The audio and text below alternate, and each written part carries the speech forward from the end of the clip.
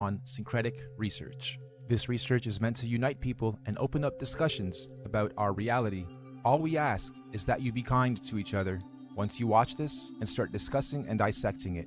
We also ask and strongly encourage you and everybody to re-upload and mirror this on any and every platform, redub it in your language, do reaction videos, make screenshots, remixes, refixes, and get this out there. One last disclaimer, some of the maps on these models and elements are not to spec, and I did them to be as visual as possible, so don't mind some of the maps being off, distorted, or totally wrong. They are meant for representation purposes only. So, grab your snacks and drinks, and get ready to have your mind blown. Let's go. Before we get into the details, it's extremely important that you have a full understanding of the construct of our geocentric electromagnetic universe. If you're not familiar with this geocentric model, we're going to leave links in the description for you to catch up on the basics. In short, we're not on a ball. Our Earth currently consists of 4 concentric rings of physical land, beginning and spiraling out from the 0-point axis at the center of the plane, just like a drop of water that falls into a larger body of water, therefore creating a ripple effect, beginning from its point of impact, concentrically expanding outwards. The very middle center of this vast earthly concentric plane is what's known as the 0-point axis. This is what we refer to as the magnetic North Pole. This central pole is not just a symbolical metaphor, but an actual physical marker said to be a magical, or should I say, magnetic pillar, sometimes referred to as a holy mountain or the tree of life. The first big red pill you're going to have to swallow is that beyond all these dimensional fields of energy from where we are now, in our northern and southern extremities, are other extraterrestrial lands inhabited by other extraterrestrial civilizations. This is what we might call extraterrestrial outer and inner space, extraterrestrial outer and inner Earth. I know, it sounds crazy, just bear with me. Each of these 4-dimensional rings of Earth have their own eco, lunar, solar systems and seasons, and their own sun and moons, which would be our current 7 wandering stars. Saturn and Jupiter being the solar sun and lunar moon of the outermost ring, domain, or realm of Earth. Mars and Venus being the solar sun and lunar moon of the next concentric domain of Earth inside that. This Mars and Venus domain would be the main realm beyond our southern Antarctic boundary and the Aurora Australis electromagnetic field. Then, of course, we have our own solar sun, Apollo, and lunar moon, Artemis, in this domain.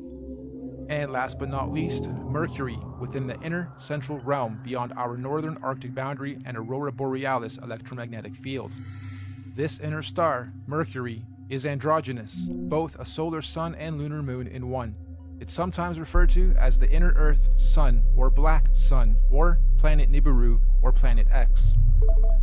Now, the full expanse of our entire earthly plane with all the different realms would be what the ancient Greeks referred to as Mother Gaia, the Kemetic Egyptians called the Benben or Mother Geb, and the Indo-Vedics referred to as the Bhumandala. In this presentation, we're going to explain and show how this spiral expansion of space, time, and matter began and continues to be. Let's go. This calendar is a modern interpretation and mix of the Aztec Mayan calendar, Egyptian dendra stone, the various Chinese and Indian dharma wheels, as well as other ancient cosmological and universal clocks and calendars.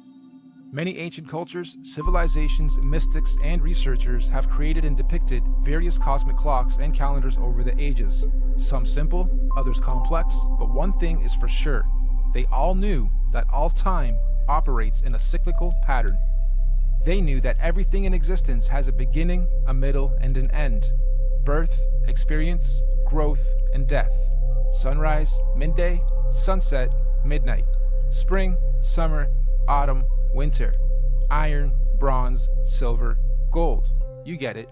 So our cosmic calendar of time is a macrocosmic and syncretic mirror reflection of those observable microcosmic clocks, calendars, cycles, and seasons of time. And as always, our research is embedded on the foundation of natural and observable everyday reality.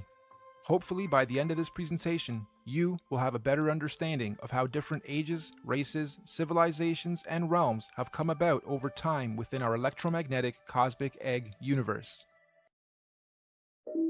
So in order to understand our calendar better, we need to break down something known as an epoch. Our epoch here is going to be 24,000 years for one full cycle. What is the definition of an epoch?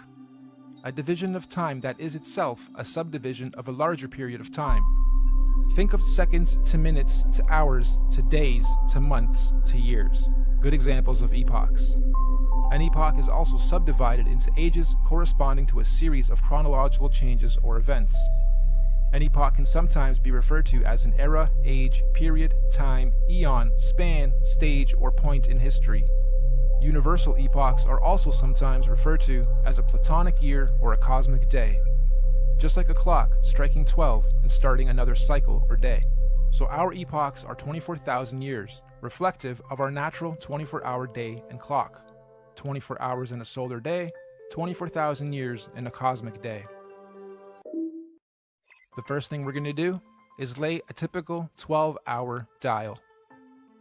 We're going to follow this by also laying 12 months of the year, and follow that ring by a ring of the 12 zodiac signs matching up to each month. The next ring is going to represent our 4 seasons: autumn, winter, spring, and summer. The ring inside this one is going to represent our 24-hour clock, with 6 p.m. being represented at 12.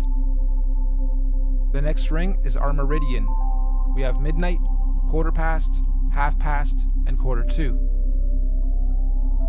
And inside this ring are going to be our 4 concentric lands, eras, ages, civilizations, and solar systems. As stated, we've already had 4 epoch cycles, and we are currently a quarter past the 5th. Now, just as there are 4 earthly physical realms, there are also 4 physical humanoid root races associated with the creation of each realm. These 4 root races are the Hyperboreans, Lemurians, Atlanteans, and Aryans. But there's also a 5th race of beings that lives in the center, Mount Meru, of our Earth. This is the Master Root race, the Polarians. Unlike the other 4, the Polarians are semi-ethereal, meaning not completely physical beings. They do not have a definitive skin pigment, size, color, or race. Having said that, they are often depicted as being somewhat indigo-bluish, translucent beings.